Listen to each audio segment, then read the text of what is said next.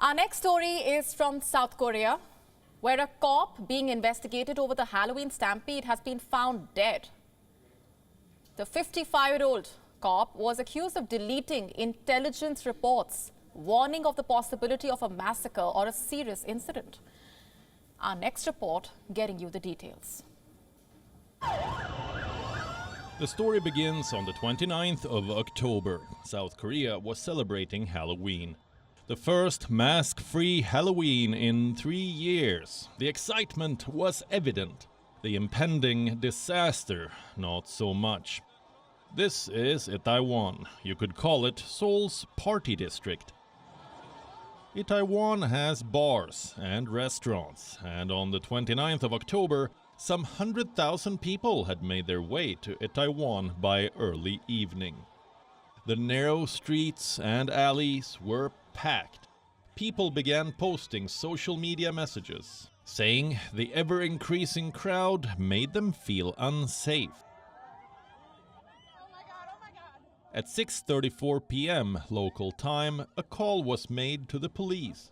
The caller warned of a possibility of a big accident. Clearly, the police response was inadequate, because a few hours later there was a stampede. 156 people died, and 198 others were injured. Most of them were in their 20s and 30s. The Halloween catastrophe shook the world. People asked, what was the police doing? There were 137 officers on the ground at Itaewon that night.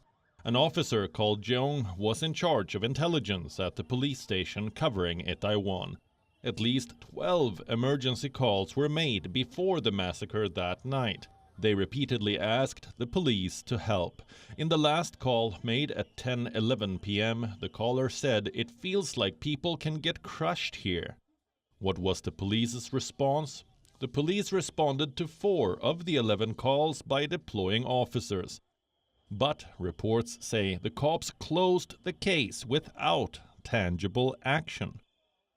In the days following the stampede, the focus shifted to the response of Jeong and his team. The police was asked to explain why they took little action.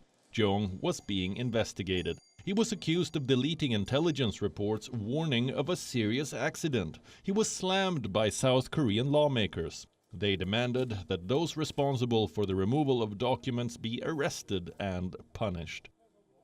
A South Korean news agency reported that charges against Jeong included abuse of authority, destruction of evidence, and professional negligence resulting in death. Earlier this week, the officer was suspended from duty. And earlier today, Jeong was found dead at his home. The officer was 55 years old. He was found dead by his family members. So far, there is no official word on the cause of his death. Bureau Report, WION, World is One. WION now available in your country. Download the app now. Get all the news on the move.